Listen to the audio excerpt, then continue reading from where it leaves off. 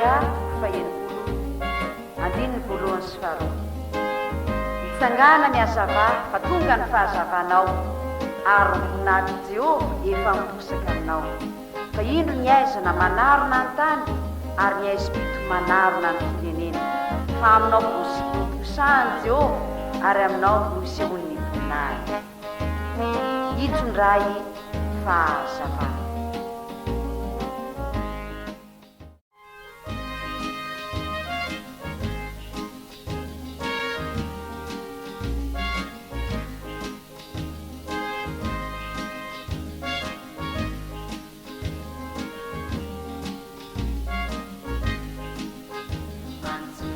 Avia minireu veri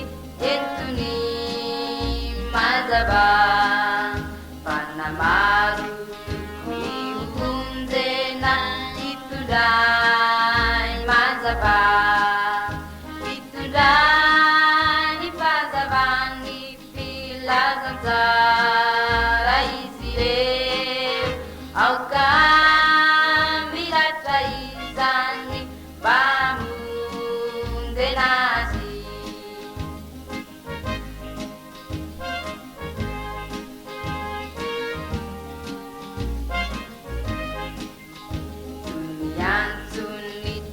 Macedoni entuni mazava ambarani eria zufita tiani desosi itundani pazavani filazanzara izire alkamilataizani bamu Nazi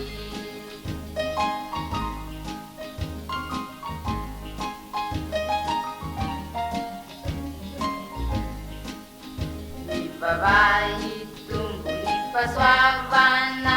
entuni mazava anaka kristiamini alala nipana itunda Lazanzara izire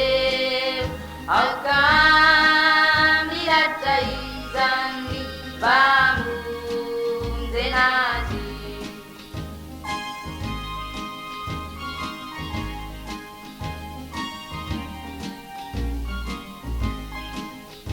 azaketa kama nyufijambana